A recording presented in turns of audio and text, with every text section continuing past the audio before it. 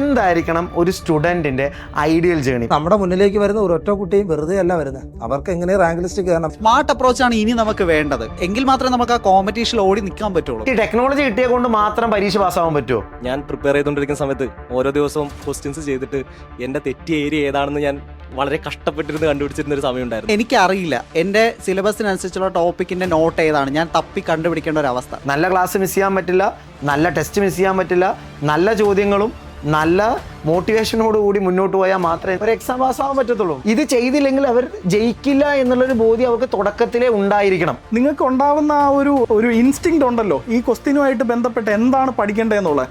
ആ മേഖലയിൽ ഗവേഷണം ചെയ്യുന്ന ഒരു സ്ഥാപനമാണ് നമ്മുടെ KS മെൻഡർ എന്ന് പറയുന്നത്. ഇതിൻ്റെ അകത്തെ ഇനിഷ്യൽ ടീമിൻ്റെ ഭാഗമായിട്ട് തുടങ്ങി വെച്ച സംവിധാനങ്ങൾ അല്ലെങ്കിൽ ഈ പ്രക്രിയയാണ് ഇന്ന് ഈ എടെക് എന്ന് പറയുന്ന ഏതൊരു പ്ലാറ്റ്ഫോമും കൊണ്ടുവന്നെന്ന് അവകാശപ്പെടുന്ന മാറ്റങ്ങളുടെ എല്ലാം തുടക്കം.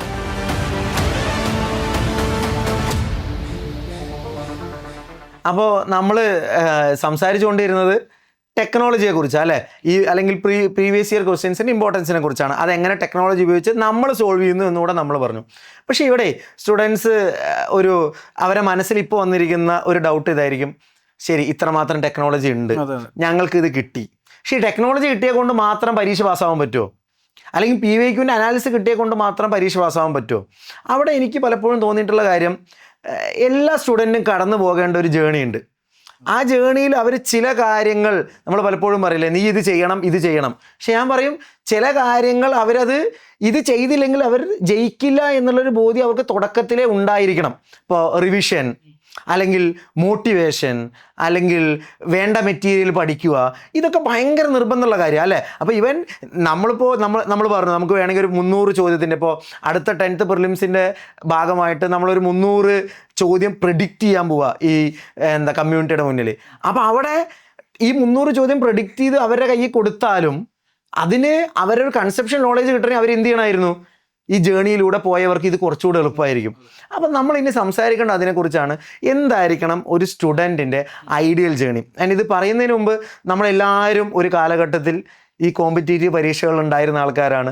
നമുക്ക് എല്ലാവർക്കും ഇതിൻ്റെ ബുദ്ധിമുട്ടുകൾ അറിയാം. അത് പല രൂപത്തിലായിരിക്കും. ചില ആൾക്കാർക്ക് നമ്മുടെ കൂട്ടത്തിൽ തന്നെ പൈസ ഒരു പ്രശ്നമായ ആൾക്കാരുണ്ടായിരുന്നു, അല്ലെങ്കിൽ ഈ പറയുന്ന മോട്ടിവേഷൻ പ്രശ്നമായ ആൾക്കാരുണ്ടായിരുന്നു. അപ്പോൾ എനിക്ക് നിങ്ങളോട് ഓരോരുത്തരും ചോദിക്കാനുള്ളത്, എന്തായിരിക്കണം ഒരു സ്റ്റുഡൻറ്റ് കടന്നു പോകേണ്ട ഐഡിയൽ സ്റ്റുഡൻറ്റ് ജേണി? ഇപ്പോൾ നമ്മുടെ ഈ ഒരു കാലഘട്ടം എടുത്ത് നോക്കുകയാണെങ്കിൽ ഹൈബ്രിഡ് ഓൺലൈൻ പ്ലാറ്റ്ഫോമുകൾ അതുവഴി ക്ലാസ് കാണുന്നവരുടെ എണ്ണം കൂടി വരുന്ന ഒരു സാഹചര്യമാണ്. അപ്പോൾ അതിൻ്റെ തന്നെ ഏറ്റവും ഇപ്പോൾ ഞാനൊക്കെ പഠിക്കുന്ന ഒരു സമയത്ത് ഒന്നുകിൽ സൂം ആയിരിക്കും, അല്ലെങ്കിൽ ഗൂഗിൾ മീറ്റിലായിരിക്കും. എന്നിട്ട് എല്ലാവരെയും കൂടെ വെച്ചിട്ട്, എല്ലാ സ്റ്റുഡൻസിനെ വെച്ചിട്ട് ഒരു ടെലിഗ്രാം ചാനലോ ഒരു വാട്സാപ്പ് ഗ്രൂപ്പോ തുടങ്ങി ഇതിനകത്ത് മെറ്റീരിയൽസ് ഇങ്ങനെ വാരി വലിച്ചിട്ടുകൊണ്ടിരിക്കും. അപ്പോൾ ഇതിനകത്ത് നിന്ന് എനിക്കറിയില്ല എൻ്റെ സിലബസിനനുസരിച്ചുള്ള ടോപ്പിക്കിൻ്റെ നോട്ട് ഏതാണ്, ഞാൻ തപ്പി കണ്ടുപിടിക്കേണ്ട ഒരു അവസ്ഥ, ഒട്ടും ഓർഗനൈസ്ഡ് അല്ലാത്ത ഒരു രീതി. അപ്പോൾ അവിടെ നിന്നും വ്യത്യസ്തമായിട്ട് ഇപ്പോൾ KS മെൻഡറിൽ ഒരു സ്റ്റുഡൻറ്റ് ജോയിൻ ചെയ്ത് കഴിഞ്ഞാൽ അവന് ക്ലാസ് പ്രൊവൈഡ് ചെയ്യുന്നത് മൈക്രോസോഫ്റ്റ് ടീംസ് വഴിയാണ്. കൃത്യമായിട്ട് അവനെ ക്ലാസ് ഓർഗനൈസ് ചെയ്യാൻ പറ്റും, നോട്ട്സ് ഓർഗനൈസ് ചെയ്യാൻ പറ്റും, ഹാൻഡ് ഔട്ട്സ് ഓർഗനൈസ് ചെയ്യാം. ഇനി KS മെൻഡർ ആപ്പിൻ്റെ കാര്യം എടുത്തു കഴിഞ്ഞാൽ ക്ലാസ്, അതോടൊപ്പം തന്നെ അതിൻ്റെ ക്വിസ്, അത് തന്നെ ഹാൻഡ് ഔട്ട്, എല്ലാം ഒറ്റ സ്ഥലത്ത് സിലബസ് ബ്രേക്ക് ഡൗൺ ചെയ്ത് അതാത് ടോപ്പിക്കിന് നേരെ ആയിരിക്കും ഇത് അപ്ലോഡ് ചെയ്യുന്നത്. അപ്പോൾ കൃത്യമായിട്ട് അതെ ഈ ബ്രേക്ക് ഡൗൺ ഇങ്ങനെയാണ്, ഈവൻ ഒരു ടോപ്പിക് മിസ്സായ അത് അവന് പറയാൻ പറ്റണം. അതെ, അതുപോലെ അവൻ അതിൽ നിന്ന് തന്നെ ഒരു ഉൾക്കാഴ്ച കിട്ടും, അവൻ എന്താണ് പഠിച്ചു തീർക്കാൻ, ഞാൻ ഇത്രമാത്രം പഠിച്ചെത്തേണ്ടതുണ്ട്, അതൊരു കാര്യം. പിന്നെ നോട്ട് മേക്കിംഗ്, ഇപ്പോൾ ഓഫ്ലൈൻ നമ്മൾ പണ്ട് എഴുതി നോട്ട് ഉണ്ടാക്കുന്ന കാലഘട്ടം കഴിഞ്ഞു. ഇപ്പോൾ ഇപ്പോഴും ചെയ്യുന്നവരുണ്ട്, അതിൽ കംഫർട്ട് കണ്ടെത്തുന്നവരുണ്ട്. മോശമല്ല എന്നല്ല, എക്സാക്ട്ലി അതാണ്. ഇപ്പോൾ അത് മോശം എന്നുള്ളതല്ല, ഇപ്പം അതിനകത്തൊരു അപ്ഡേഷൻ കൊണ്ടുവരാൻ നമുക്ക് ഭയങ്കര പാടാണ്. ഒരു ബുക്കിനകത്തൊരു പുതിയ അപ്ഡേഷൻ, ഒരു എക്സ്ട്രാ ഒരു ടോപ്പിക് ആഡ് ചെയ്യണം, നമുക്ക് കുറച്ച് ബുദ്ധിമുട്ടായിരിക്കും. അപ്പോൾ ഓൺലൈനിൽ ഇപ്പോൾ ഒരുപാട് പ്ലാറ്റ്ഫോംസ് ഉണ്ട്, അത് ടീംസ് പ്രൊവൈഡ് ചെയ്യുന്നുണ്ട്. ടീംസിനകത്ത് മൈക്രോസോഫ്റ്റ് നോട്ട് ഉണ്ട്, നമ്മുടെ അതിൽ കൃത്യമായിട്ട് നമുക്ക് ഓൺലൈൻ നോട്ട് ഉണ്ടാക്കാൻ പറ്റും, കൃത്യമായിട്ട് ഓർഗനൈസ് ചെയ്യാൻ പറ്റും. അപ്പോൾ നമ്മുടെ പഠനം കുറച്ചുകൂടി എളുപ്പമാക്കാൻ പറ്റും. അങ്ങനെയുള്ള പ്ലാറ്റ്ഫോംസ് നമ്മൾ കൃത്യമായിട്ട് യൂസ് ചെയ്ത് കഴിഞ്ഞാൽ നമ്മൾ സ്റ്റഡി പ്ലാറ്റ്ഫോം എന്നുള്ളത് ഇമ്പോർട്ടന്റ് ആണ്. ആൻഡ് അത് ഉപയോഗിക്കുക എന്നുള്ളത് സ്റ്റഡി പ്ലാനിന്റെ ഭാഗമായിട്ടുള്ള ഒരു കാര്യം. സ്മാർട്ട് അപ്രോച്ചാണ് ഇനി നമുക്ക് വേണ്ടത്. ശരി, അപ്പൊ ഓക്കെ, പറഞ്ഞോളൂ. എങ്കിൽ മാത്രമേ നമുക്ക് ആ കോമ്പറ്റീഷനിൽ ഓടി നിൽക്കാൻ പറ്റുള്ളൂ. ശരി, അപ്പോ പറഞ്ഞു. ഇത് പറഞ്ഞപ്പോൾ എനിക്ക് തോന്നിയൊരു കാര്യമാണ്, ഇപ്പൊ അനന്തൻ സാറ് പഠിച്ചു തുടങ്ങിയ സമയത്തുള്ള കാര്യം പറഞ്ഞപ്പോൾ ക്ലാസ്സുകളുടെ കാര്യം നോക്കുകയാണെങ്കിൽ എക്സ്പെർട്ടൈസ് ഉള്ള ആൾക്കാർ അന്നും ഉണ്ട് ഇന്നും ഉണ്ട്. പക്ഷേ ക്ലാസ്സുകളുടെ ഒരു കാര്യം നോക്കിക്കഴിഞ്ഞാൽ ഇപ്പം നമ്പർ ഓഫ് അവേഴ്സ് ക്ലാസ്സസ് കിട്ടുകയാണ് നമുക്ക്. എത്ര അവറാണ് ക്ലാസ്സസ് കിട്ടുന്നത്, ഒരുപാട് അവർ പഠിച്ചത് കൊണ്ട് കാര്യമില്ല. നമ്മളൊരു optimum amount of time spend ചെയ്യുന്നതിലാണ് കാര്യം, അല്ലേ? അപ്പം നമ്മളിവിടെ ചെയ്യുന്നതെന്ന് പറഞ്ഞു കഴിഞ്ഞാൽ, അപ്പം ഞാൻ അന്ന് നേരിട്ടൊരു ബുദ്ധിമുട്ടും ആയിട്ട് കമ്പയർ ചെയ്യാണ്. അന്ന് നമുക്ക് ക്ലാസ് എടുത്ത് പോയി കഴിഞ്ഞാൽ ഒരുപാട് അവർ ഉണ്ടാവും, ഒരുപാട് കാര്യങ്ങൾ വെറുതെ ഇങ്ങനെ പഠിപ്പിച്ച് കടൽ പോലെ പഠിപ്പിച്ചിട്ടുണ്ടാവും.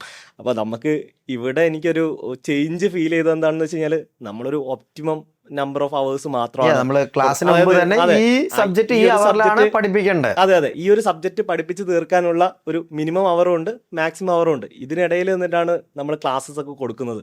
അതിന്റെ ഉദ്ദേശം എന്ന് പറഞ്ഞു കഴിഞ്ഞാൽ ആൾക്ക് റിവിഷൻ ചെയ്യാൻ വേണ്ടിയിട്ട് കൂടുതൽ സമയം കിട്ടും.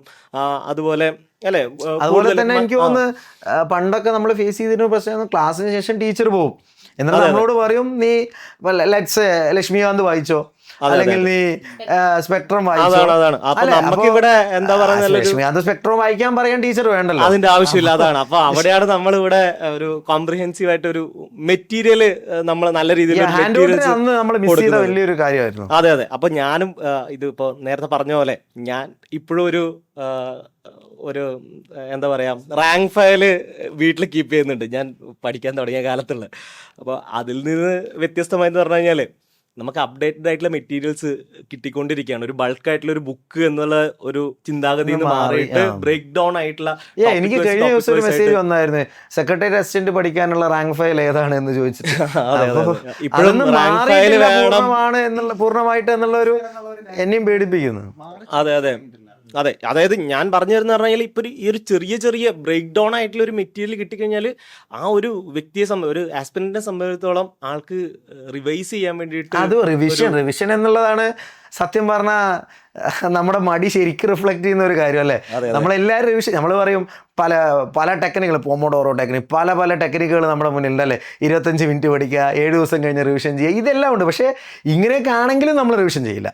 ആൻഡ് ഈ ആസ്പിരന്റ് കമ്മ്യൂണിറ്റിയിൽ എനിക്കറിയാം ഒരു 95% ആൾക്കാരും ഈ വ്യക്തമായ റിവിഷൻ പ്ലാൻ ഇല്ലാത്ത ആൾക്കാരാണ്. അപ്പോൾ ഞാൻ ഇപ്പോൾ കേസ് മെൻറ്ററിൽ ചെയ്യുന്ന ഒരു ടെക്നിക്ക്, എനിക്കത് സക്സസ്ഫുൾ ആണ് എന്ന് തോന്നിയ ഒരു കാര്യം ടെസ്റ്റുകളുടെ അറേഞ്ച്മെൻ്റ് ആണ്. ഇപ്പോൾ ഒരു ക്ലാസ്സിന് ശേഷം അവനൊരു ക്ലാസ് ടെസ്റ്റ് കൊടുത്തു കഴിഞ്ഞാൽ അതിൻ്റെ ഒരു റിവിഷൻ അവിടെ നടക്കുന്നത്, അല്ല അത് മാർക്ക് കിട്ടിയാലേ അവനറിയാം ഞാൻ ആ ക്ലാസ്സിന് കേട്ടേ പറ്റൂ. അല്ലെങ്കിൽ ഒരു വീക്കിന് ശേഷം ഒരു വീക്ക്ലി ടെസ്റ്റ് വരുമ്പോൾ ആ വീക്കിലെ മുഴുവൻ ക്ലാസ്സുകളുടെ റിവിഷൻ അവിടെ തീരുവാണ്. മന്ത്ലി ടെസ്റ്റ് വരുമ്പോൾ ആ ഫുൾ മന്ത്ലി റിവിഷൻ അവിടെ തീരുവാണ്. അപ്പം കേസ് മെൻറ്ററിൽ ചെയ്യുന്ന പോലെ ഒരു ഫോഴ്സ്ഫുൾ റിവിഷൻ ഒരു സ്റ്റുഡൻറ്റിനെ കൊണ്ട് ചെയ്യിപ്പിക്കേണ്ടി വരും മിക്കവാറും സന്ദർഭങ്ങൾ. എനിക്ക് തോന്നുന്നു ഒരു 99% കുട്ടികളുടെ കാര്യത്തിൽ അത് അങ്ങനെയൊക്കെ തന്നെ ആയിരിക്കും. സ്വമേധയാ റിവിഷൻ ചെയ്യുന്ന കുട്ടികൾ. ഇനി അതല്ലാത്ത ആൾക്കാർ വീഡിയോ കാണുന്നവരോട് എനിക്ക് പറയാനുള്ള ഇതാണ്, റിവിഷൻ ഞാൻ നേരത്തെ പറഞ്ഞ പോലെ ഒരു പില്ലറാണ്. ഇതില്ലേ പരീക്ഷയിൽ ജയിക്കാൻ പാടാണ്. നമ്മളെല്ലാവരും മനുഷ്യന്മാരാണ്. ഇപ്പോൾ നമ്മളെല്ലാവരും അധ്യാപകന്മാരാണ്. നമ്മൾ ക്ലാസ്സിൽ പോകുന്നതിന് മുമ്പ് വായിക്കത്തില്ലേ? അല്ലേ? അപ്പോൾ എക്സ്പീരിയൻസ് വരുമ്പോൾ നമുക്കത് വായന കുറച്ച് സമയം കഴിഞ്ഞിട്ട് മതിയായിരിക്കും. പക്ഷെ സ്റ്റിൽ നമ്മൾ വായിക്കും. കാരണം എന്താ, നമ്മൾ മനുഷ്യന്മാരാണ്, നിങ്ങളും മനുഷ്യന്മാരാണ്, വായിച്ചേ പറ്റൂ. റിവിഷൻ എന്നുള്ളത് നമുക്ക് എടുത്തു മാറ്റപ്പെടാൻ പറ്റുന്നൊരു കാര്യമല്ല. ആൻഡ് അതുപോലെ തന്നെ എനിക്ക് തോന്നുന്നു മോട്ടിവേഷൻ, അല്ലേ? നമ്മൾ എത്രയൊക്കെ പഠിക്കുന്ന ആളായാലും കുറച്ച് കഴിഞ്ഞാൽ ഇതിൽ നിന്ന് മാറിപ്പോവും, അല്ലേ? അപ്പോൾ അർച്ചന എന്താ പറയുന്നുള്ളൂ, പറഞ്ഞു. എൻ്റെ സ്റ്റുഡൻറ് ജേർണിയിൽ ഞാൻ പഠിച്ചുകൊണ്ടിരുന്ന സമയത്ത് എപ്പോഴും അല്ലെങ്കിൽ പലപ്പോഴുമായി എനിക്ക് വേണ്ട ഒരു കാര്യം എന്ന് പറയുന്നത് ഒരു മോട്ടിവേഷനാണ്. മോട്ടിവേഷൻ നമുക്ക് 2 രീതിയിൽ ആവശ്യം വരും. ഒന്ന് അക്കാഡമിക്കലിയും വേണം, പിന്നെ നമ്മൾ പറഞ്ഞാൽ അല്ലെങ്കിൽ നമ്മളുടെ പഠിത്തത്തിലുള്ള ഡൗട്ടുകൾ ക്ലിയർ ചെയ്യാനുള്ള ഒരു മെന്ററും വേണം, അല്ലെ? അപ്പം നമ്മുടെ ഡൗട്ട് ചോദിക്കാനുള്ള ഒരു പേടി, അതെ, ഇന്ററാക്ട് ചെയ്യാനുള്ള ഒരു പേടി. അപ്പോൾ മോട്ടിവേഷൻസും പിന്നെ ഞാൻ പഠിക്കുന്നത് എവിടെ വരെ എന്ന് വെളിയിൽ നിന്ന് ഒരാൾ നിന്ന് പറഞ്ഞു തരികയാണ്. അതും അക്കാഡമിക്കലി കാര്യങ്ങൾ അറിയാവുന്ന ഒരാൾ പറഞ്ഞു തരുമ്പോൾ എനിക്കൊരു ധൈര്യം ഉണ്ടാവും. എൻ്റെ ഒരു എക്സ്പേർട്ടാണ് അപ്പുറത്ത് നിന്ന് എനിക്ക് പറഞ്ഞു തരുന്നത്. എൻ്റെ ഇന്നൊക്കെ സബ്ജക്റ്റ് മോശമാണ്, അല്ലെങ്കിൽ ഇന്ന സബ്ജക്റ്റിൽ ഞാൻ ഇമ്പ്രൂവ് ചെയ്യണം, ഇന്ന സബ്ജക്റ്റിന് ഇത്രയും എഫേർട്ട് ഇട്ടാൽ മതി, ഇങ്ങനെയൊക്കെ പറഞ്ഞു തരാൻ വേണ്ടി ആൾക്കാരുള്ളത്. അല്ലെങ്കിൽ അന്ന് എനിക്കത് ഉണ്ടായിരുന്നില്ല എന്നുള്ളത് എനിക്കിപ്പം ഭയങ്കരമായിട്ട് സങ്കടം തോന്നുന്ന ഒരു കാര്യമാണ്. പക്ഷേ കേസ് മെന്റലിൽ നമ്മളിവിടെ നമുക്കൊരു അടിപൊളി സ്റ്റുഡൻറ് റിലേഷൻ ടീം ഉണ്ട്. പിന്നെ നമ്മളാണെങ്കിൽ പ്രോഗ്രസ് റിപ്പോർട്ടുകൾ കുട്ടികൾക്ക് കൊടുക്കുന്നുണ്ട്. റിപ്പോർട്ട് കാർഡിൻ്റെ കാര്യം എടുത്ത് പറയേണ്ടത് കണ്ടോ, പണ്ട് നമ്മൾ ഹരിസാർ നേരത്തെ പറഞ്ഞ പോലെ 1250 ടോപ്പിക്കുകൾ ഇതിനകത്തുണ്ട് എന്ന് പറയുമ്പോൾ ഇത് എൻ്റെ അടുത്ത് പറഞ്ഞു തന്നു. എന്നിട്ട് ഞാൻ പഠിച്ചു തുടങ്ങി. കുറേ കഴിഞ്ഞ സമയത്ത് ഒരു എക്സാമിലോട്ട് അടുക്കുന്ന സമയത്ത് ഇതിൽ ഏതിലാണ് ഞാൻ വീക്ക് എന്ന് എനിക്കറിയില്ല. കാരണം ഞാൻ ടെസ്റ്റ് ചെയ്തിട്ടുണ്ട്, ശരിയാണ്, ഞാൻ ഈ പറഞ്ഞ ടെസ്റ്റുകളെല്ലാം ചെയ്തു വെച്ചോ, സ്റ്റിൽ എനിക്ക് അറിയുന്നുണ്ടാവില്ല ഞാൻ ഏത് സബ്ജക്റ്റിൽ ഏത് ചാപ്റ്ററിൻ്റെ അകത്ത് ഏത് ടോപ്പിക്കിലാണ് പരീക്ഷയിൽ തെറ്റിക്കാൻ പോകുന്നത് എന്നുള്ളത്.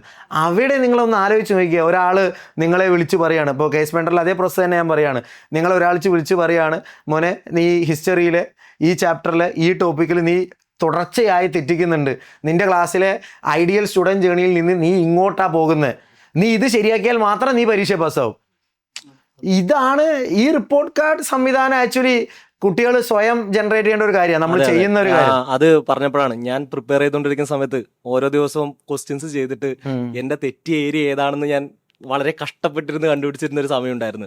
അതായത് ഒരു ദിവസം എനിക്ക് ഒരു ക്വസ്റ്റ്യനൊക്കെ ചെയ്യാൻ വേണ്ടി പറ്റുള്ളൂ, അതായത് ഒരു ക്വസ്റ്റ്യൻ പേപ്പറൊക്കെ ചെയ്യാൻ പറ്റുള്ളൂ. അതിൽ നിന്ന് ഞാൻ കണ്ടുപിടിക്കണം, കഷ്ടപ്പെട്ടിരുന്ന് മുഴുവൻ ഒരു 2-3 മണിക്കൂറൊക്കെ ടൈം സ്പെൻഡ് ചെയ്ത് കണ്ടുപിടിക്കണം. ടെസ്റ്റ് സീരീസ് എല്ലാം എഴുതുന്ന സമയത്ത് നമ്മൾ ഇത് അനലൈസ് ചെയ്യാനിരിക്കും. അപ്പോൾ നമ്മൾ ഏതൊക്കെ സബ്ജക്റ്റിൽ എന്തൊക്കെ തെറ്റിച്ചു എന്ന് ഒരു 50 ചോദ്യം കഴിയുമ്പോഴേക്കും നമ്മുടെ കിളി പോയിട്ടുണ്ടാവും. അപ്പോൾ നമ്മുടെ ഗുണം എന്താ? കേസ് മെൻറ്റർ ഗുണം നമ്മുടെ കയ്യിലൊരു സിസ്റ്റം ഉണ്ട്. ആ സിസ്റ്റമാണ് എന്ത് പറഞ്ഞു തരുന്നത്? എക്സ് എന്ന കുട്ടി ഈ സബ്ജക്റ്റിൽ ഇവിടെയാണ് വീക്ക്, അവനോട് ഇത് പറയണം. അപ്പം നമ്മൾ പറയാൻ ഫോഴ്സ്ഫുൾ ആവുകയാണ്, അവൻ ഇങ്ങനെ പറഞ്ഞാൽ മാത്രമേ ആ കുട്ടി റാങ്ക് കിട്ടൂ. അത് മാത്രമല്ല, നമുക്ക് പലപ്പോഴും ഒരു ഇമോഷണൽ സപ്പോർട്ട് വേണം. എന്ന് വെച്ചാൽ നമ്മൾ വിളിച്ച് എനിക്ക് പഠിക്കാൻ പറ്റുന്നില്ല എന്ന് പറയുന്ന സമയത്ത് നമ്മളെ സപ്പോർട്ട് ചെയ്യാൻ വേണ്ടി ഒരാളുള്ളത് എപ്പോഴും നമുക്കൊരു ധൈര്യമാണ്. അപ്പം അങ്ങനെയുള്ള ആൾക്കാർ നമുക്ക് ഇവിടെ ഉണ്ട് എന്നുള്ളത്, നമ്മൾ വിളിച്ചാൽ എടുത്ത് എന്ത് പറ്റി എന്ന് ചോദിക്കുന്നു, അതിനൊരു സൊല്യൂഷനും കോൺഫിഡൻസും തരിക എന്നുള്ളത് അതൊരു അക്കാഡമീഷ്യൻ ആയ ഒരു റിലേഷൻഷിപ്പ് ടീം ഇത് വിളിക്കുന്നു എന്നുള്ളത് വലിയൊരു കാര്യം തന്നെയാണ്. അല്ലെങ്കിൽ ഇപ്പോൾ പല സ്ഥലങ്ങളിൽ ഞാൻ കണ്ടിട്ടുണ്ട്, ഇത് ആരെങ്കിലും ഒരാൾ ഫോൺ എടുക്കും, അവർ നമുക്ക് പറഞ്ഞു തരും, പക്ഷെ അവർക്ക് നമുക്ക് അക്കാഡമിക്കലി ഒരു അഡ്വൈസ് തരാൻ വേണ്ടി അവർക്ക് കഴിയില്ല, കാരണം അവരെന്തല്ല, അക്കാഡമീഷ്യൻസ് അല്ല. ഓക്കെ, അപ്പോൾ ഇനി ഇതെല്ലാം പോലെ തന്നെ ഇമ്പോർട്ടൻ്റ് ആണ്. എക്സാമിലോട്ട് എത്തുന്ന സമയത്ത് എക്സാം ഹാളിൻ്റെ മുമ്പ് ഒരു സമയം നമുക്കുണ്ടല്ലേ, എല്ലാം പഠിച്ചു, പക്ഷേ ഞാൻ പഠിച്ചത് ടെസ്റ്റ് ചെയ്തിട്ടില്ല. ഞാൻ കുറേ ടെസ്റ്റുകൾ ചെയ്തിട്ടുണ്ട്, പക്ഷേ ഒരു പ്രോപ്പർ ടെസ്റ്റ് സീരീസിന് ഇമ്പോർട്ടൻസ് ഇല്ല. ഇത് പറയുന്ന സമയത്ത് എനിക്ക് ഹരി സാറിനോടാണ് ചോദിക്കാൻ പോകുന്നത്. നമ്മൾ ഡിഗ്രി തലത്തിൽ ഇപ്പോൾ നോക്കുന്ന സമയത്ത് ഒരു ടെസ്റ്റ് സീരീസ് കൾച്ചർ, അത് ഭയങ്കര അഭിമാനത്തോടെ നമ്മൾ പറയും നമ്മൾ ബിൽഡ് ചെയ്തെടുത്താൽ. നിങ്ങളൊരു 3 കൊല്ലം മുമ്പുള്ള ഡിഗ്രി തലത്തിലെ ടെസ്റ്റ് സീരീസ് കൾച്ചർ നോക്കിയത് ഇല്ല. പക്ഷെ ഇന്ന് കേസ് മെൻറ്റർ നമ്മുടെ ചാനലെടുത്ത് കേസ് മെൻറ്റർ ടെസ്റ്റ് സീരീസ് എന്നാ സ്റ്റാർട്ട് ചെയ്യുന്നതെന്ന് ചോദിച്ച് ഡിഗ്രി തലത്തിലെ കുട്ടികൾ വരുന്നുണ്ടെങ്കിൽ അതിന് കാരണം ടെസ്റ്റ് സീരീസിൻ്റെ ഇമ്പോർട്ടൻസ് കമ്മ്യൂണിറ്റി മനസ്സിലാക്കി എന്നുള്ളതാണ്. അവരുടെ വിജയമാണിത്. പക്ഷേ ഹരി സാറേ, 10th +2 ലെവലിൽ ഞാനിതിപ്പോഴും കാണുന്നില്ല. പക്ഷെ ഈ ഒരു നമ്മുടെ ഈ വീഡിയോ കാണുന്ന ഈ ഒരു കമ്മ്യൂണിറ്റി ഇത് ചെയ്യേണ്ടതല്ലേ, ഒരു ടെസ്റ്റ് സീരീസ് അറ്റംപ്റ്റ് എന്നുള്ളത്? അതെ. അപ്പോൾ ഇതിൻ്റെ മുന്നേ ചോദിച്ചൊരു കാര്യം കൂടെ ബന്ധപ്പെടുത്തി ഞാൻ ഇതിന് മറുപടി പറയാം. അപ്പോൾ ഒരു മിനിറ്റ് ഞാൻ എടുക്കും. ഓക്കെ, ഞാൻ 2016 കേരള PSCയുടെ 1 ടൈം രജിസ്ട്രേഷൻ ചെയ്തത്. കാരണം എന്ന് വെച്ചാൽ അതിന് ശേഷം ഇതൊരു ഫോട്ടോ മാറ്റിയിട്ടില്ല. ഫോട്ടോയിലെ ഡേറ്റ് 2016. നമുക്ക് 10 വർഷം വരെ പഴക്കമുള്ള ഫോട്ടോസ് ഉപയോഗിക്കാം. കാരണം 2016 ഞാൻ എൻ്റെ പ്രവാസ ജീവിതം, സൗദിയിലെ ലൈഫ് അവസാനിപ്പിച്ചിട്ട് ഇവിടെ വന്നിട്ട് ആദ്യമായിട്ട് PSCയിൽ 1 ടൈം രജിസ്ട്രേഷൻ ചെയ്തിട്ട് എഴുതിയ പരീക്ഷ എന്ന് പറയുന്നത് LD ക്ലർക്ക് എക്സാമാണ്. എനിക്ക് ഓർമ്മയുണ്ട്, ഞാൻ കൊല്ലത്തുനിന്ന് യാത്ര ചെയ്ത്, പുനലൂരിൽ നിന്ന് യാത്ര ചെയ്ത് ആലപ്പുഴയിലൊരു തീരപ്രദേശത്ത് ഒരു സ്കൂളിൽ പോയാണ് ആ പരീക്ഷ എഴുതിയത്. ആ പരീക്ഷ എഴുതാൻ പോകുന്ന സമയത്ത് എൻ്റെ ഉള്ളിലെ ഖേദം എന്താണെന്ന് വെച്ച് കഴിഞ്ഞാൽ, എനിക്ക് ഈ എക്സാം അറിയത്തില്ല, PSC പരീക്ഷ എന്താണെന്ന് അറിയത്തില്ല, LD ക്ലർക്ക് എക്സാം എന്താണെന്ന് അറിയത്തില്ല. എൻ്റെ ഖേദമല്ല, എൻ്റെ ദുഃഖം എന്താണെന്ന് വെച്ച് കഴിഞ്ഞാൽ, ഞാൻ ഈ പറയുന്ന റാങ്ക് ഫയലുകളൊന്നും നോക്കാതാണ് ആ പരീക്ഷ എഴുതാൻ പോകുന്നത്. ഓക്കെ, ആ പരീക്ഷ എഴുതി കഴിഞ്ഞ ആ മൊമെൻറ്റിൽ, ഇന്ന് ഈ നിമിഷം നിൽക്കുന്നവരെ ഞാൻ നിങ്ങൾ ഉദ്യോഗാർത്ഥികളുടെ അടുത്ത് പറയുകയാണ്, ഈ റാങ്ക് ഫയലിനെ ഓർത്ത്, അല്ലെങ്കിൽ ഇവിടെ ഇന്ന് വിപണിയിലുള്ള ഒരു റാങ്ക് ഫയലിനെ ഓർത്തും അത് വായിച്ചില്ല എന്ന് കരുതി നിങ്ങൾ ആരും ഖേദം പ്രകടിപ്പിക്കേണ്ട. ഇതിൻ്റെ അകത്ത് അന്ന് ആ പരീക്ഷ കഴിഞ്ഞ സമയത്ത് അതിലെ ക്വസ്റ്റ്യൻസ് കണ്ട സമയത്ത് ഞാൻ ചിന്തിച്ചൊരു രീതിയുണ്ട്. ഈ ക്വസ്റ്റ്യൻസുമായിട്ട് ബന്ധപ്പെട്ട് ഈ ചോദ്യങ്ങളുടെ സ്രോതസ് എന്താണ്, സോഴ്സ് എന്താണ്? അന്നിപ്പോൾ എനിക്ക് തോന്നുന്നു, അന്നും എനിക്ക് ഓർമ്മയുണ്ട്, ഇന്ത്യ നടത്തിയ ആണവ പരീക്ഷണം, അതിൻ്റെ വർഷം ചോദിച്ചതായിട്ട് എനിക്ക് ഓർമ്മയുണ്ട്. അപ്പം നമ്മൾ അന്ന് ആ ഒരു ആദ്യത്തെ പരീക്ഷ കേരള PSCയുടെ എഴുതിയ ഒരു ഉദ്യോഗാർത്ഥി എന്നുള്ള നിലയ്ക്ക് എൻ്റെ മൈൻഡിൽ പോയൊരു പ്രോസസ്സുണ്ട്. ഓക്കെ, ആ പ്രോസസ്സാണ് എന്നെ അധ്യാപനത്തിലേക്ക്, അതുവരെ ഞാൻ ഈ പാരൽ കോളേജിൽ പഠിപ്പിച്ചിരുന്ന ഒരാളാണ് എങ്കിൽ, ഞാൻ ഗൾഫ് ജീവിതം അവസാനിപ്പിച്ച് വന്ന ശേഷം പാരൽ കോളേജിലോട്ടല്ല ഞാൻ പോയത്, ഞാൻ മത്സര പരീക്ഷ രംഗത്തേക്കാണ് വന്നത്. അങ്ങനെയാണ് UPSC പ്രിപ്പറേഷൻ തുടങ്ങിയത്. അപ്പോൾ ഈ പ്രിപ്പറേഷൻ തുടങ്ങിയ സമയത്ത് ഞാൻ എടുത്ത എൻ്റെ ഒരു റെസൊല്യൂഷൻ, അല്ലെങ്കിൽ റിസോൾവ്, നമ്മൾ പറയും നിയ്യത്തെന്ന് പറയും. ഒന്നിൽ ഞാൻ ഈ പരീക്ഷ ക്രാക്ക് ചെയ്യും, അല്ലെങ്കിൽ ഞാൻ ഈ പഠിച്ച ഈ സംവിധാനങ്ങൾ ഉപയോഗിച്ചുകൊണ്ട് 10 ആൾക്കാരെ ഞാൻ ജോലിയിലെത്തിക്കും. ഓക്കെ, ഇതുമായിട്ട് ഞാൻ 2017-18 സമയത്താണ് KS മെൻറ്ററുമായിട്ട് അസോസിയേറ്റ് ചെയ്യുന്നത്. ഇന്നിവിടെ നിന്നുകൊണ്ട് അഭിമാനപൂർവ്വം എനിക്ക് പറയാൻ പറ്റും, KS മെൻറ്റർ എന്ന് പറയുന്നത് ഇതിൻ്റെ അകത്തെ ഇനിഷ്യൽ ടീമിൻ്റെ ഭാഗമായിട്ട് തുടങ്ങി വെച്ച സംവിധാനങ്ങൾ, അല്ലെങ്കിൽ ഈ പ്രക്രിയയാണ് ഇന്ന് ഈ എട്ടക്ക് എന്ന് പറയുന്ന ഏതൊരു പ്ലാറ്റ്ഫോമും ആവർത്തിക്കുന്ന ഈ കൺവെൻഷൻ അല്ലെങ്കിൽ രീതികൾ അല്ലെങ്കിൽ അവർ കൊണ്ടുവന്നെന്ന് അവകാശപ്പെടുന്ന മാറ്റങ്ങളുടെ എല്ലാം തുടക്കം KS മെൻഡറി തന്നാണ്. അതിൻ്റെ അകത്ത് ഒരു സംശയം വേണ്ട. KS മെൻഡറിൻ്റെ ഭാഗമായിട്ടുള്ള അധ്യാപകർ തന്നെയാണ് ഇന്നത്തെ പ്രമുഖ മറ്റ് എഡ്ടെക്സിൽ പ്ലാറ്റ്ഫോമിലുള്ളത്. അല്ലെങ്കിൽ ഇന്ന് മറ്റ് എഡ്ടെക്സുകൾ കൊണ്ടുവന്നെന്ന് പറയുന്ന അവകാശപ്പെടുന്ന മാറ്റങ്ങൾ നമ്മൾ ഈ അത് അവിടെ ആയിരിക്കാം ഒരു പക്ഷേ KS മെൻഡർ നിങ്ങൾ ഈ പറയുന്നത് പോലെ ബ്രാൻഡിങ് മാർക്കറ്റിംഗ് എന്നൊക്കെ പറഞ്ഞ് ചിലരെങ്കിലും കമൻ്റ് എഴുതുന്ന കണ്ടിട്ടുണ്ട് യൂട്യൂബിൽ. നിങ്ങൾ ആ കമൻ്റ് എഴുതുന്ന സമയത്ത് നമ്മൾ ഈ പറയുന്നത് പോലെ കോടികൾ മുടക്കിയുള്ള ബ്രാൻഡിങ്ങോ മാർക്കറ്റിങ്ങോ ഒന്നുമല്ല. വളരെ പെയിൻസ്റ്റേക്കിംഗ് ആയിട്ട് നമ്മൾ ബിൽഡ് ചെയ്തൊരു കമ്മ്യൂണിറ്റിയാണ് നമ്മുടെ യൂട്യൂബ് കമ്മ്യൂണിറ്റി എന്ന് പറയുന്നത്. ആ കമ്മ്യൂണിറ്റിയിൽ ഈ ഇൻഫർമേഷൻ എടുത്തിട്ടുള്ള ആൾക്കാരാണ്. അതായത് നിങ്ങൾ ഉദ്യോഗാർത്ഥികളുടെ അടുത്ത് നമ്മൾ കമ്മ്യൂണിക്കേറ്റ് ചെയ്ത ഇൻഫർമേഷൻ ശരിക്കും ഉപയോഗപ്പെടുത്തിയ ആൾക്കാരാണ് ഇന്ന് നിങ്ങൾ ഈ കാണുന്ന ലീഡിങ് ആയിട്ടുള്ള എഡ്ടെക്കുകളെല്ലാം. അപ്പം ഞാൻ പറഞ്ഞത് നിങ്ങൾ ഖേദിക്കേണ്ട. ഞാൻ അന്ന് ഖേദിച്ചില്ല. എനിക്ക് എക്സാം എഴുതുന്ന വരെ ഖേദം ഉണ്ടായിരുന്നു ഈ റാങ്ക് ഫയൽ പഠിച്ചില്ല എന്നുള്ള കാര്യത്തിൽ. റാങ്ക് ഫയൽ അധിഷ്ഠിതമായിട്ടോ സ്റ്റീരിയോട്ടിപ്പിക്കായിട്ട് എവിടെയെങ്കിലും എഴുതി വെച്ച് ആരെങ്കിലും എഴുതി തന്ന നോട്ടിൻ്റെ അടിസ്ഥാനത്തിലോ ഒന്നും അല്ല ഇത് പഠിക്കേണ്ടത്. പിന്നെ ഇദ്ദേഹം അനൂപ് ചോദിച്ചൊരു ചോദ്യം, അപ്പം ഞാൻ ഒരു ക്വസ്റ്റ്യൻ പേപ്പർ കണ്ടിട്ടാണ് എൻ്റെ തോട്ട് പ്രോസസ്സ് അങ്ങനെ ആരംഭിച്ചത്. ഈ എല്ലാ ക്വസ്റ്റ്യനും ഒരു സ്രോതസ് ഉണ്ടല്ലോ. അപ്പോൾ ആ ഏരിയ പഠിച്ചു കഴിഞ്ഞാൽ, ആ ഏരിയസ് ഐഡൻറ്റിഫൈ ചെയ്ത് ആ ഭാഗത്തു നിന്നുള്ള കംപ്ലീറ്റ് കാര്യങ്ങൾ പഠിച്ചു കഴിഞ്ഞാൽ എന്നുള്ള വളരെ അംബീഷ്യസ് ആയിട്ടുള്ള ഒരു തീരുമാനമാണ് അന്ന് എടുത്തത്. പിന്നെ അതിനെ കൃത്യമായിട്ട് റിഫൈൻ ചെയ്താണ് ഇന്ന് കാണുന്ന KS മെൻഡറിൻ്റെ R&D ആയിട്ട് ബന്ധപ്പെട്ട ഇന്ന് കാണുന്ന ഈ പരുവപ്പെട്ട റിഫൈൻഡ് ആയിട്ടുള്ള എന്താ പറയണ്ടേ സമ്പുഷ്ടീകരിച്ച ഒരു രൂപത്തിലേക്ക് നമ്മുടെ ഒരു സ്റ്റഡി പ്ലാനിലേക്ക് നമ്മൾ ഇന്ന് എത്തിച്ചേർന്നിരിക്കുന്നത്. ഇതിൻ്റെ ഭാഗമായിട്ട് നിങ്ങൾക്ക് ഇപ്പോൾ നമ്മൾ ടെസ്റ്റ് സീരീസിനെ പറ്റി ചോദിക്കുകയാണെങ്കിൽ നമ്മളിപ്പോൾ ലാസ്റ്റ് നടത്തിയ LSTS അല്ലേ, ഡിഗ്രി തല പരീക്ഷയാണ്. പ്ലസ് ടുവിലെ ഗോദ എക്സാം. ഇതിൻ്റെ അകത്ത് നിങ്ങൾക്കുള്ള സാധനം എന്ന് വെച്ച് കഴിഞ്ഞാൽ ഒരു ഉദ്യോഗാർത്ഥി എന്നുള്ള നിലയ്ക്ക് ഞാൻ പറയാൻ കാരണം എന്താ, 16 നിന്ന് 26 എത്തുമ്പോൾ 10 വർഷത്തിൻ്റെ കാലഘട്ടമുണ്ട്. ഇതിൻ്റെ അകത്തൊരു 5 വർഷത്തിന് ശേഷമാണ് ഈ ടോപ്പിക്സിൻ്റെയും സബ് ടോപ്പിക്സിൻ്റെയൊക്കെ എണ്ണം കൂടിയെന്ന് ഈ നമ്മളെല്ലാവരും അവകാശപ്പെടുന്ന മാറ്റം. പക്ഷേ ഇതിനും ഒരു 5 വർഷം മുമ്പ് തന്നെ KS മെൻഡർ ഈ പാതയിലാണ് യാത്ര ചെയ്യുന്നത്. അതായത് നിങ്ങൾക്ക് ഉണ്ടാവുന്ന ആ ഒരു ഇൻസ്റ്റിങ്ക്റ്റ് ഉണ്ടല്ലോ ഈ ക്വസ്റ്റ്യനുമായിട്ട് ബന്ധപ്പെട്ട് എന്താണ് പഠിക്കേണ്ടതെന്നുള്ളത്, ആ മേഖലയിൽ ഗവേഷണം ചെയ്യുന്ന ഒരു സ്ഥാപനമാണ് നമ്മുടെ. ആ അടിസ്ഥാനത്തിൽ നമ്മൾ ഇപ്പം മാർക്കിൻ്റെ ഷെയർ നോക്കിക്കഴിഞ്ഞ് കഴിഞ്ഞാൽ ഇപ്പോൾ 10th ലെവലിലാണെന്നുണ്ടെങ്കിൽ ഇപ്പോൾ economics 5 mark, geography 5 mark, history 10 mark, ഇങ്ങനെ ഒരു മിക്സഡ് ബാഗാണ് 100 മാർക്കായിട്ട് MEM ഉൾപ്പെടെ നിങ്ങൾക്ക് കിട്ടുന്നത് അല്ലേ. ഒരു 10th മെയിൻസ് അല്ലെ 12th മെയിൻസിൽ ഈ 100 മാർക്കിൽ ഷെയർ കുറവാണ്. അപ്പം ആ ഷെയറിലേക്ക് എടുക്കുന്ന ചോദ്യങ്ങൾ ഏതായിരിക്കും, വലിയൊരു പൂളിൽ നിന്ന് ഏതാനും ചോദ്യങ്ങളായിരിക്കും നിങ്ങൾക്ക് ജോഗ്രഫിയിലും എക്കണോമിക്സിലും ഒക്കെ നിങ്ങൾക്ക് കിട്ടുന്നത് അല്ലേ. അപ്പം നിങ്ങൾക്ക് സബ്ജക്റ്റ് വൈസ് ആയിട്ട് എഴുതി പരിശീലിക്കുന്നതിന് വേണ്ടി ആവർത്തന സ്വഭാവത്തിലുള്ളതും നമ്മൾ ഐഡൻറ്റിഫൈ ചെയ്ത ഞാൻ പറഞ്ഞ 1000 ടോപ്പിക്സ് എന്നുള്ള രീതിയിൽ 2020 തുടങ്ങിയ ഒരു പരീക്ഷ ഇന്ന് 1200 ടോപ്പിക്സിൽ എത്തി നിൽക്കുമ്പം ഈ ടോപ്പിക്കുകളെ പ്രതിനിധീകരിച്ചുകൊണ്ടുള്ള സബ്ജക്റ്റ് തല ചോദ്യങ്ങൾ ഓക്കെ അങ്ങനെ ഒരു 10 അല്ലേ 10 ടെസ്റ്റ്. അപ്പോൾ ആ ഡീറ്റെയിൽസിലോട്ട് ഒരു ടെസ്റ്റ് സീരീസ് അതെ അതാണ് ഡീറ്റെയിൽ ആയിട്ടാണ് ടെസ്റ്റ് സീരീസ് നമ്മൾ കൊണ്ടുവന്നത്. ഞാൻ ആ 16 മുതലുള്ള മാറ്റം ഭയങ്കര അടിപൊളിയായിട്ട് ഹരി സാർ പറഞ്ഞു. അപ്പോൾ ടെസ്റ്റ് സീരീസും കൂടെ എത്തുന്ന സമയത്താണ് എന്ത് ചെയ്യുന്നത്, ഈ ഒരു സ്റ്റുഡൻറ് ജേർണി കംപ്ലീറ്റ് ആകുന്നത് എന്നുള്ളതാണ് നമ്മൾ കൺവേ ചെയ്യാൻ ശ്രമിച്ച മെസ്സേജ്. പക്ഷെ എനിക്ക് തോന്നുന്നു ഇതൊരു യൂണിവേഴ്സൽ കാര്യമാണ് അല്ലേ.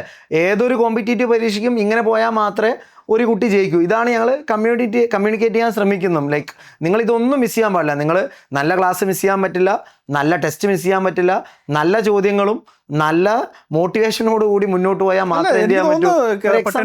വിദ്യാർത്ഥികൾ കണ്ടിരിക്കേണ്ട ഒരു പോഡ്കാസ്റ്റ് തന്നെയാണ് ഇത്. ഇതിൻ്റെ അകത്ത് നമ്മൾ വളരെ വേദനയോടുകൂടി തന്നെ അവതരിപ്പിക്കുന്ന ചില കാര്യങ്ങൾ പെയിൻ എലമെന്റ് എന്ന് പറയുന്നത് നമ്മൾ റെപ്രസെന്റ് ചെയ്യുന്നതും ആ ഒരു കമ്മ്യൂണിറ്റി ആയതുകൊണ്ട്. ഇതിനകത്ത് ഒരു കാര്യം കൂടിയുണ്ട്. നമ്മളിപ്പോൾ ടെസ്റ്റ് സീരീസിന്റെ കാര്യം പറയുമ്പോൾ ആസ്പിറൻസിന് സംശയം തോന്നും, നമ്മൾ പറയുന്നതൊക്കെ ശരിയാണോ അല്ലെങ്കിൽ എക്സാമിന് അതുപോലെ ചോദിക്കുന്നുള്ളൂ. അപ്പം അതിന്റെ ഒരു സിമിലാരിറ്റിയും കൂടി ഇതിന്റെ കൂടെ പറഞ്ഞു പോകണം. ടെസ്റ്റ് സീരീസിന്റെ ഒരു കാര്യമാണല്ലോ. കാരണം നമ്മൾ LSTS നടത്തി, പോരാട്ടം നടത്തി, അതുപോലെ തന്നെ ഗോദ LDCക്ക് തൊട്ട് മുമ്പ് നടത്തി, പ്രിലിംസ് 10th പ്രിലിംസിന് വേണ്ടി ഇപ്പോൾ യോധ നടത്തി. ഇതെല്ലാം നടത്തുമ്പോഴും നമ്മൾ എത്രത്തോളമാണ് PSCയുടെ പരീക്ഷയോട് അല്ലെങ്കിൽ അതിനോട് ചേർന്ന് അതിൽ വന്ന ചോദ്യങ്ങളുടെ എണ്ണം അതിൽ വേറൊരു കാര്യങ്ങളുണ്ട്.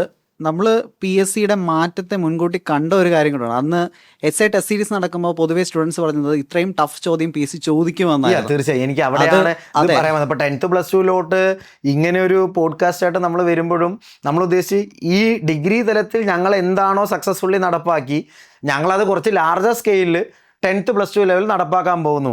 അവിടെയുള്ള സക്സസ് എന്താണ്, നമ്മുടെ ചോദ്യങ്ങൾ അതുപോലെ അല്ലെങ്കിൽ അതേ ഏരിയകളിൽ നിന്ന് PSC പരീക്ഷയിൽ പ്രതിഫലിച്ചു.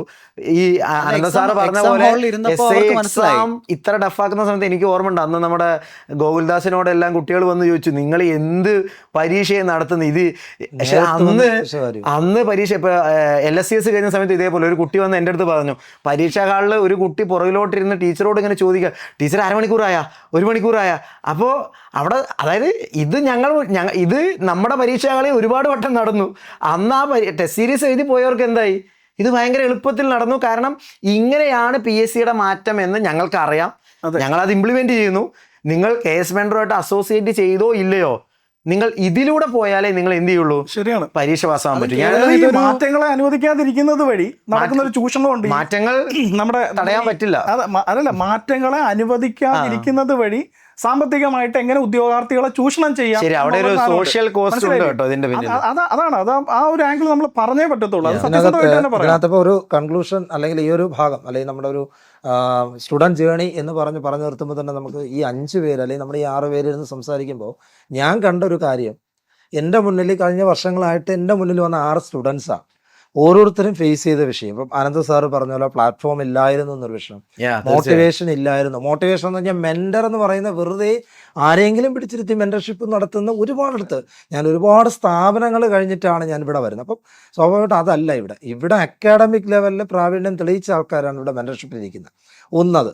രണ്ടാമത്തെ കാര്യം, നമ്മുടെ മുന്നിലേക്ക് വരുന്ന ഒരൊറ്റ കുട്ടിയും വെറുതെ അല്ല വരുന്നത്. അവർക്ക് എങ്ങനെ റാങ്ക് ലിസ്റ്റ് കയറണം? വെറുതെ ഷോർട്ട് ലിസ്റ്റ് കയറിയിട്ട് റാങ്ക് ലിസ്റ്റ് 1300 പേരെ ലിസ്റ്റ് പുറപ്പെടുവിക്കുന്നു, 1299 ഇരുന്നിട്ട് ഒരു കാര്യമില്ല, അവന് ജോലി കിട്ടില്ല. അവന്റെ ഉദ്ദേശം എങ്ങനെ എനിക്ക് 100 അതാണ് കേട്ടോ, നമ്മൾ ഈ റാങ്ക് ലിസ്റ്റിലോട്ട് എത്തുമെന്ന് പറയുമ്പോഴേ റാങ്ക് ലിസ്റ്റിൽ എവിടെ നിൽക്കുന്നു എന്നുള്ളതുണ്ട്. ഇപ്പൊ നമ്മള് ഹരിസാർ പറഞ്ഞ പോലെ 16-ൽ തുടങ്ങിയ ജേണിയാണ്. ഹരിസാർ ഈ അധ്യാപന രംഗത്ത് സക്സസ്ഫുൾ ആയ ഒരാളായി. പക്ഷെ ഇവിടെ ഹരിസാറിന്റെ ഒപ്പം അന്ന് തുടങ്ങിയ ആൾക്കാർ ഇന്നും ആസ്പിരന്റ് ആയിട്ട് ഇരിക്കുന്നുണ്ടാവും, അല്ലെ? തീർച്ചയായും. അപ്പോ ഇവിടെ നമ്മൾ സംസാരിക്കേണ്ട ആ ഒരു വേദന കൂടെ ഉണ്ട്. ലൈക്ക് അവന്റെ ഒരു 18 മുതൽ 36 വയസ്സ് വരെയുള്ള ഏറ്റവും ഫ്രൂട്ട്ഫുൾ ആയ ഏജ്. അല്ലെങ്കിൽ വേറൊരു കരിയറിൽ സക്സസ് ആവേണ്ട ഒരു സമയം അവന് തിരിച്ചറിയാൻ പറ്റില്ല. അവൻ എങ്ങനെ ഈ മുകളിലേക്ക് എത്തണമെന്ന് അവൻ അറിയില്ല. അവനിങ്ങനെ ആ ഒരു മിഴിച്ചു നിൽക്കുക, എങ്ങനെ റാങ്ക് ലിസ്റ്റിൽ മുകളിലേക്ക് എത്തണമെന്ന് ആരും പറഞ്ഞു കൊടുക്കാനില്ല. ഹെൽപ്ലെസ് ആയിട്ടുള്ള ഒരു അവസ്ഥയാണ്. അത്രയും വർഷം അതിലേക്ക് ചെലവഴിച്ചു. അപ്പൊ അവിടെ ഇത് മറികടക്കുക എന്നുള്ളതും ഒരു എന്താ പറയാ, ഇതിനോട് എന്താ പറയാ ഇച്ചിരി ഒരു സോഷ്യൽ റെസ്പോൺസിബിലിറ്റി. കേരള PSC ഈ സാങ്കേതികമായിട്ടുള്ള മാറ്റങ്ങൾ ഉൾക്കൊണ്ടുകൊണ്ട് ഈ 1 ടൈം രജിസ്ട്രേഷൻ ഉൾപ്പെടെയുള്ള സംവിധാനങ്ങൾ കൊണ്ടുവന്ന ശേഷം PSC പരീക്ഷകളുടെ ഉദ്യോഗാർത്ഥി അപേക്ഷകരുടെ എണ്ണം കൂടിയിട്ടുണ്ട്. ഇപ്പോൾ കഴിഞ്ഞ ഒരു 15 വർഷം നോക്കുമ്പോൾ എണ്ണം കൂടുകയാണ്. ഓക്കെ, അപ്പോൾ എണ്ണം കൂടിയതിൻ്റെ അടിസ്ഥാനത്തിൽ ഇപ്പം നമുക്ക് അതിനുമൊക്കെ വളരെ പതിറ്റാണ്ടുകളുടെ പഴക്കമുണ്ട്. UPSC ആയിട്ട് ബന്ധപ്പെട്ടൊരു പറച്ച് നിങ്ങൾ ഈ പറഞ്ഞതിനെ ഞാനൊന്ന് പറയുകയാണ്. അപ്പോൾ UPSC നാഷണൽ പാസ് ടൈം എന്ന് വിളിക്കാറുണ്ട്. എന്ന് പറഞ്ഞു കഴിഞ്ഞാൽ എന്താണ്, ആളുകളുടെ വളരെ പ്രൊഡക്റ്റീവ് ആയിട്ടുള്ള 5-10 വർഷങ്ങൾ നാഷണൽ പാസ് ടൈം ആണ് UPSC വിളിക്കാറുണ്ട്. ഇപ്പം സ്റ്റേറ്റ് PSCs, ഇപ്പൊ കേരള PSC എന്ന് വെച്ച് കഴിഞ്ഞാൽ സ്റ്റേറ്റ് പാസ് ടൈം ആയിട്ടും പലർക്കും അത് മാറുകയാണ്. അതുകൊണ്ടാണ് അവിടെ മറ്റേത് ചേർത്ത് പറയണം, ഈ മാറ്റങ്ങളെ ഉൾക്കൊള്ളാനോ മാറ്റങ്ങൾക്കനുസരിച്ച് ചിന്തിക്കാനോ ഉദ്യോഗാർത്ഥികളെ അനുവദിക്കാതെ, അതുകൊണ്ടാണ് ഉദ്യോഗാർത്ഥികൾ, അതായത് ഈ സ്വാധീനം കൊണ്ടാണ്, മറ്റ് സ്ഥാപനങ്ങളുടെ സ്വാധീനം പറയുന്നത് ഞാൻ കണ്ടിട്ടുണ്ട്. ഈ ഒരു പരീക്ഷ കഴിഞ്ഞ് ആ പരീക്ഷയിൽ പെർഫോം ചെയ്യാൻ പറ്റാതെ വന്ന കുട്ടി, ഞാൻ ഇതിൽ പെർഫോം ചെയ്തില്ല, അത് എന്നെ പഠിപ്പിച്ച ഇൻസ്റ്റിറ്റ്യൂഷന്റെ പ്രശ്നമല്ല, അതായത് അവര് പഠിപ്പിച്ച് അതുപോലെ പഠിച്ചിട്ടും ഞാൻ പാസ്സായില്ലെങ്കിൽ അത് എന്റെ തെറ്റാണ് എന്ന ആ കുട്ടിക്കുള്ള തോന്നലുണ്ടല്ലോ, അത് നമ്മൾ മാറ്റണം. ഒരു സ്ഥാപനം പറയുന്ന രീതിയിൽ ഒരു കുട്ടി പോയിട്ടുണ്ടെങ്കിൽ ആ കുട്ടി പാസ്സാകുന്നതിന്റെ അടുത്ത് എത്തിയിരിക്കണം. റാങ്ക് ലിസ്റ്റിലെ പൊസിഷൻ അല്ല ഞാൻ പറയുന്നത്, പക്ഷെ പാസ്സാകുന്നതിന്റെ അടുത്ത് അവനെ എത്തിക്കാൻ കഴിഞ്ഞില്ലെങ്കിൽ പിന്നെ മോട്ടിവേറ്റ് ചെയ്തിട്ട് കാര്യമൊന്നുമില്ല. മനസ്സിലായില്ല? അപ്പൊ അതാണ് ഈ ആവർത്തന സ്വഭാവത്തിൽ ഈ പാസ് ടൈം എന്നൊക്കെ നമ്മൾ ഒരു റിഗ്രസീവ് ആയിട്ടുള്ള ഒരു ആക്ഷേപ രൂപത്തിലുള്ള ഒരു വാക്കാണെങ്കിൽ പോലും അങ്ങനല്ല. നമ്മൾ ഇനി ചർച്ച ചെയ്യാൻ പോകുന്ന ആ ഒരു സോഷ്യൽ ക്യാപിറ്റലിന്റെ ഒരു എന്താ പറയണ്ട ഒരു ഒഴുക്കുണ്ടല്ലോ, അല്ലെങ്കിൽ ഒരു നഷ്ടപ്പെട്ട പോലെ ഉണ്ടല്ലോ. ഇവരൊക്കെ സൊസൈറ്റിക്ക് അതർവൈസ് സംഭാവന നൽകേണ്ട ആൾക്കാരാണ്. ട്രൈ ചെയ്തിട്ടാണ് പല ഉദ്യോഗാർത്ഥികളും പിൻവാങ്ങുന്നത് പോലും. ഒരു തരത്തിൽ പറഞ്ഞു കഴിഞ്ഞാൽ ഈ മൈഗ്രേഷൻ അതിലൊരു കാര്യം കൂടെ, ഒരു ഏജ് 18 വയസ്സ് മുതൽ 36 വയസ്സ് വരെ എന്നവർ പറയുന്നുണ്ട്. ഈ 18 വയസ്സിനും 36 വയസ്സിനും ഇടയ്ക്ക് നെഗറ്റീവ് കേൾക്കുന്ന ഒരുപാട് ഘട്ടം കടന്നിട്ടാണ് കൊച്ച് അല്ലെങ്കിൽ ഒരു ആസ്പിറൻറ്റ് റാങ്ക് ലിസ്റ്റിലേക്ക് കയറുന്നത്. കാരണം നാട്ടുകാർ ചോദിക്കും വല്ല നടപടിയാവുന്ന കാര്യമാണ്. PSC കുറേ കാലം കൊണ്ട് റാങ്ക് ഫയൽ വാങ്ങിച്ചുകൊണ്ട് പോകുന്നുണ്ട്, ഉള്ള ട്യൂഷൻ എല്ലാ അക്കാഡമിക്കിലും പോകുന്നുണ്ട്, യൂട്യൂബ് ചാനൽ കാണുന്നുണ്ട്, എല്ലായിടത്തും പൈസ കൊടുക്കുന്നു. വീട്ടുകാർ ചോദിച്ചു തുടങ്ങും. ഒരു 23-24 വയസ്സ് വരുമ്പോൾ പതുക്കെ പയ്യന്മാരോട് ചോദിച്ചു തുടങ്ങും വല്ല പ്രൈവറ്റ് ജോലിക്കും പൊക്കൂടെ എന്ന്. ഇപ്പം ഞാൻ ഈ പറയുന്നത് കണ്ടുകൊണ്ടിരിക്കുന്ന കുട്ടികൾ കുറേ പേര് ഫേസ് ചെയ്തിട്ടുണ്ടാവും. ഇനി രണ്ടാമത്തെ കാര്യം, 36 വയസ്സ് വരെയുള്ള ഒരു പ്രശ്നം സാറ് പറഞ്ഞൊരു കാര്യമാണ്. ഇതുവരെ എന്ത് ചെയ്യണമെന്ന് അറിഞ്ഞുകൂടാതെ, അല്ലെങ്കിൽ ഇത് എങ്ങനെ ഫേസ് ചെയ്യണമെന്ന് അറിഞ്ഞുകൂടാതെ ഈ വർഷം കടന്ന് 36 വയസ്സ് വരെ. അപ്പം ഇതിൽ എങ്ങനെ നമുക്ക് മുന്നോട്ട് കൊണ്ടുപോകാം? അപ്പൊ ഇവിടെ സ്ട്രെസ് ഇത് തന്നെ കേട്ടോ, ഇത് നമ്മള് ഇത് പറഞ്ഞുകൊണ്ട് തന്നെയാണ് ആ സോഷ്യൽ ആസ്പെക്ട് കൺക്ലൂഡ് ചെയ്യേണ്ടത്. ഒരു സ്റ്റുഡൻറ്റിനെ ഇൻസ്റ്റിറ്റ്യൂട്ടിലോ കൊണ്ടുവന്ന് അവിടെ അവൻ്റെ പലപ്പോഴും പറഞ്ഞു കേട്ടില്ലേ, നിങ്ങൾക്ക് ഇനി മുതൽ 3 കൊല്ലത്തേക്കുള്ള ഫുൾ ബാച്ചും തരാം, 3 കൊല്ലത്തേക്കുള്ള 10+2 ബാച്ച് അങ്ങനെ ഉണ്ടാകരുത്. അവൻ ജയിക്കണം, ഇല്ലെങ്കിൽ അവനെ ജയിക്കാനുള്ള ഒരു വർഷം അവൻ ആ ഒരു വർഷത്തിനുള്ളിൽ പാസ്സായി പോകണം. പഞ്ചവത്സര പദ്ധതി അല്ല അവന് കിട്ടണം. ഇനി അവൻ ഒരു സ്ഥലത്ത് പഠിക്കേണ്ടി വരരുത്. മനസ്സിലായി? അവന്റെ മുന്നിൽ അതാണ് കേസ് മെൻഡർ മുന്നോട്ട് വെക്കുന്ന കാര്യം. അതാണ് ഒരു സ്റ്റുഡന്റിന്റെ പ്രൊഡക്റ്റീവ് വർഷങ്ങൾ കളയരുത്. ഒരു സ്റ്റുഡന്റ് ഒരു കോമ്പറ്റേറ്റീവ് എക്സാമിന് ഇറങ്ങിയിട്ടുണ്ടെങ്കിൽ അതിന് അവന് എന്തൊക്കെ വേണോ അതെല്ലാം അവൻ ആ പഠിച്ച വർഷത്തിൽ അവന് കിട്ടിയിരിക്കണം. ഇനി അവൻ ബ്രഷപ്പ് ചെയ്തുകൊണ്ട് മാത്രം ഒരു പരീക്ഷയിലോട്ട് എത്തുന്ന അവസ്ഥയിലോട്ട് അവൻ എത്തിയിട്ട് കേസ് മെൻഡർ എന്ത് ചെയ്യുന്നുള്ളൂ, ഒരു സ്റ്റുഡൻറ്റിനെ പുറത്തോട്ട് വിടുന്നുള്ളൂ. ആൻഡ് ഒരു സ്റ്റുഡൻറ്റ് കമ്മ്യൂണിറ്റി ശ്രദ്ധിക്കേണ്ട കാര്യം ഇതാണ്, നിങ്ങളുടെ കുറേ വർഷം കൊണ്ടുപോയിട്ട് ഈ ഹരിസാറ് പറഞ്ഞ പോലെ ആ വിഷ്യസ് സൈക്കിളിൽ പെടാനുള്ള ഒരു സ്ഥലത്തിലോട്ട് നിങ്ങൾ എത്തരുത്. അപ്പം നമ്മൾ ഇന്ന് ഇത്രയും വിശദമായിട്ട് ഈ ചർച്ചകളെല്ലാം നടത്തിയത് ഞങ്ങൾക്ക് നിങ്ങളെ ഹെൽപ്പ് ചെയ്യണം എന്നുള്ള ആത്മാർത്ഥമായ ആഗ്രഹം ഉള്ളത് കൊണ്ടാണ്. നിങ്ങൾ ഇതുപോലൊരു ഓഫീസ് ടൂറും കൂടെ, നമ്മുടെ അഡ്മിനിസ്ട്രേറ്റീവ് ഓഫീസിന്റെ ടൂറൂടെ വെക്കണം. ഈ നമുക്കിടയിൽ അങ്ങനെ കോർഡിയൽ ബന്ധമൊന്നുമില്ല. നമ്മൾ നിങ്ങൾക്ക് മികച്ച സേവനം തരുന്നതിന് വേണ്ടി നമ്മൾ ഈ പറയുന്നത് പോലെ നമ്മുടെ ഓഫീസ് സ്പേസിൽ നടക്കുന്ന തർക്കങ്ങൾ പോലും എങ്ങനെ ഒരു സാധനം മികച്ച രീതിയിൽ നമുക്ക് വെളിയിൽ എത്തിക്കുക എന്നുള്ളതില്ല. അപ്പൊ നമ്മൾ നോക്കിക്കഴിഞ്ഞാൽ മറ്റ് പല സ്ഥാപനങ്ങളുടെ ഓഫീസ് ടൂറിൽ എല്ലാവരും വളരെ കോർഡിയലായിട്ട് എൻജോയ്, നമുക്കിങ്ങനെ എൻജോയ്മെന്റേ ഇല്ല. അതുകൊണ്ട് നിങ്ങളെ ഉദ്യോഗാർത്ഥികൾക്ക് അതെ അങ്ങനെ സംശയമുണ്ട്, യു ആർ മോസ്റ്റ് ഇൻവൈറ്റഡ് അല്ലേ, നിങ്ങൾക്ക് സ്വാഗതമാണ്. നിങ്ങൾക്ക് ഒരു ദിവസം വന്ന് നമ്മുടെ ഹാപ്പനിങ്സും ഡെവലപ്മെൻറ്റും ഒക്കെ ഒന്ന് കണ്ടിട്ട് വേണമെങ്കിലും പോവാം. എന്താണ് നമ്മുടെ ഇവിടെ നടക്കുന്നത്, നമ്മുടെ ഒരു ബുദ്ധി കേന്ദ്രം, നമ്മുടെ ഒരു ബ്രെയിൻ എങ്ങനെയാണ് വർക്ക് ചെയ്യുന്നതെന്നുള്ളതും നിങ്ങൾക്കൊന്ന് മനസ്സിലാക്കാം. അതായത് കോമ്പറ്റേറ്റീവ് എക്സാം രംഗത്ത് ഉള്ള കുറേ ഇഷ്യൂസ് ഉണ്ട്. അപ്പോൾ അതിന് എങ്ങനെയൊക്കെ സോൾവ് ചെയ്യാമെന്ന് കാലങ്ങളായി വന്ന എട്ടക്കുകൾ മാറി ശ്രമിച്ചുകൊണ്ടിരിക്കുകയാണ്. വലിയ വലിയ എട്ടക്കുകൾ അത് സോൾവ് ചെയ്തു എന്ന് അവകാശപ്പെട്ട് അവിടെ നിന്ന് അതേപോലെ താഴോട്ട് എത്തിയിട്ടുണ്ട്. അപ്പോൾ ഇവിടെ നമ്മൾ ശ്രമിക്കുന്നത് ഇതിനെ പ്രൊഫഷണലായിട്ട് എങ്ങനെ സോൾവ് ചെയ്യാം, ടെക്നോളജി അല്ലെങ്കിൽ AI പോലെയുള്ള ടെക്നോളജി ഇതിൽ എങ്ങനെ ഇൻകോപ്പറേറ്റ് ചെയ്യുന്ന സമയത്ത് AI ഇപ്പോൾ എല്ലായിടത്തും ഉണ്ട്.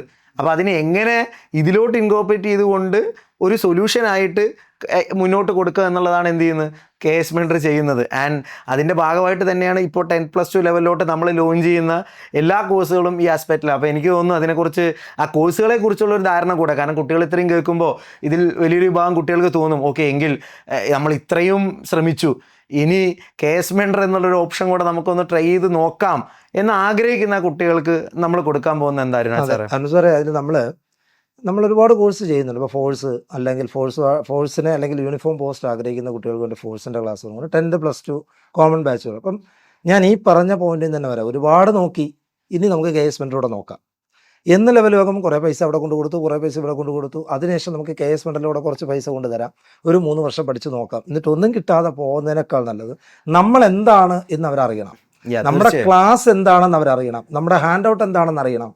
ഇതറിയാൻ വേണ്ടിയിട്ട് അവർക്ക് നമ്മൾ ഫ്രീ ആയിട്ട് ക്ലാസ് കൊടുക്കുക.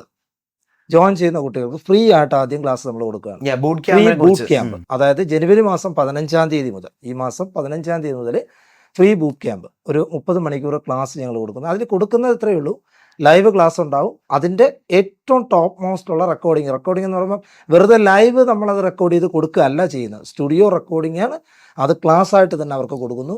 അതിൻ്റെ എല്ലാ ഹാൻഡ് ഔട്ട് ഉണ്ടാവും, പ്ലസ് വീക്കിലി ടെസ്റ്റ്. അതായത് എന്താണോ നമ്മൾ ഈ ചർച്ച ചെയ്ത സ്റ്റുഡന്റ് ജേണി അതിലൂടെ ഇവർക്കൊന്ന് സഞ്ചരിച്ച് നോക്കാം, എന്നിട്ട് ഡിസിഷൻ എടുക്കാൻ ഒരു അവസരം. അവർ കേസ് മെൻഡർ എടുക്കുകയോ എടുക്കാതിരിക്കുകയോ അത് പിന്നീടുള്ള കാര്യം, അത് അവരുടെ ചോയ്സാണ്. പക്ഷേ അതിലേക്ക് എത്തണമെങ്കിൽ നമ്മൾ എന്താണെന്ന് അവരറിയണം, അല്ലെങ്കിൽ നമ്മൾ കൊടുക്കുന്ന ക്ലാസ് എന്താണെന്ന് അറിയണം. ഈ പറഞ്ഞ എല്ലാം കൃത്യമായിട്ട് അവർക്ക് മനസ്സിലാകാൻ വേണ്ടിയിട്ടാണ്. ഇത്രയും നോയ്സ് കിടക്കുന്നത് കൊണ്ട് ഏതാണ് നിങ്ങൾക്ക് ശരിയായിട്ടുള്ള സേവനം നൽകുന്ന ഒരു പ്രസ്ഥാനമെന്ന് പോലും ഐഡന്റിഫൈ ചെയ്യാൻ, തിരിച്ചറിയാൻ പറ്റാത്ത രീതിയിൽ നോയ്സ് എന്ന് പറയും. എന്താ പറയണ്ട, ഒരു തടസ്സം ഇങ്ങനെ നമ്മുടെ കണ്ണിന് മുന്നിലുണ്ട്. സോ അതാണ് ഇപ്പോൾ നമ്മുടെ ബൂട്ട് ക്യാമ്പ് കൊണ്ട് നമ്മൾ ഉദ്ദേശിക്കുന്നത്. അപ്പോൾ അത് ഇൻ അപ്പോ- ഹാൻഡ് എക്സ്പീരിയൻസ് അല്ലേ, അതെ. സൗജന്യമായിട്ട് തന്നെ നിങ്ങൾക്ക് experience ചെയ്യാം. സൗജന്യമായിട്ടാണ് കംപ്ലീറ്റ് എല്ലാം എക്സ്പീരിയൻസ് ചെയ്യാം. ഫുൾ ടെസ്റ്റ് ഫുൾ അടക്കം. ടെസ്റ്റ് അടക്കം നമ്മൾ പ്രീമിയം ബാച്ചിൽ എന്താണോ കൊടുക്കുന്നത് അത് തന്നെ നമ്മൾ ഫ്രീ ബുക്ക് ചെയ്യാം. അതൊരു 30 hours അവർക്ക് എൻജോയ് ചെയ്യാനുള്ള ഒരു ബൂട്ട് അവസരം. ക്യാമ്പ് എന്നുള്ളത് മാത്രമല്ല KS മെൻറ്ററിന്റെ കോഴ്സസിനെ കുറിച്ചുള്ള ഡീറ്റെയിൽസും അല്ലെങ്കിൽ KS മെൻറ്ററിന്റെ ഇനി നമ്മൾ ഇവിടെ ഒന്നും അല്ല കേട്ടോ, ബാച്ചിനൊക്കെ പുറമെ നിങ്ങൾക്ക് ടെലഗ്രാം എന്നുള്ളൊരു ചാനലിലും കൂടെ നിങ്ങൾക്ക് PSC mentor powered by KS mentor telegram channel ഉണ്ട്. അവിടെ നിങ്ങൾക്ക് വരാം. അവിടെ ഫ്രീ ആയിട്ട് എല്ലാ മെറ്റീരിയലും, ഈ ഫ്രീ ആയിട്ട് കൊടുക്കുന്ന മെറ്റീരിയൽ എന്ന് കരുതി അത് വെറുതെ കൊടുക്കുന്ന ഒരു സാധനമല്ല കേട്ടോ. ഈ പറയുന്ന എല്ലാ സ്റ്റാൻഡേർഡും ചെയ്ത് അല്ലെങ്കിൽ നമ്മൾ ഇവിടെ ഞാൻ ആ QC കൂടെ ഒന്ന് പറയാൻ വിചാരിക്കുന്നു.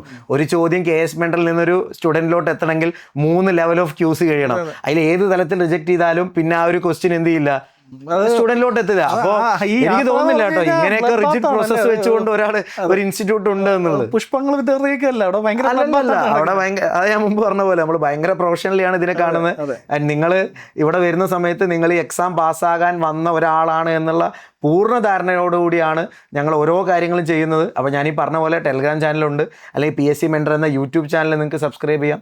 ഡിഗ്രി തല പരീക്ഷകളാണ് നിങ്ങൾ നോക്കുന്നെങ്കിൽ KS മെൻറ്റർ എന്നുള്ള ചാനലും KS മെൻറ്റർ എന്നുള്ള ടെലഗ്രാം ചാനലും ഇൻസ്റ്റാഗ്രാമിലും ഒക്കെ നമ്മളുണ്ട്.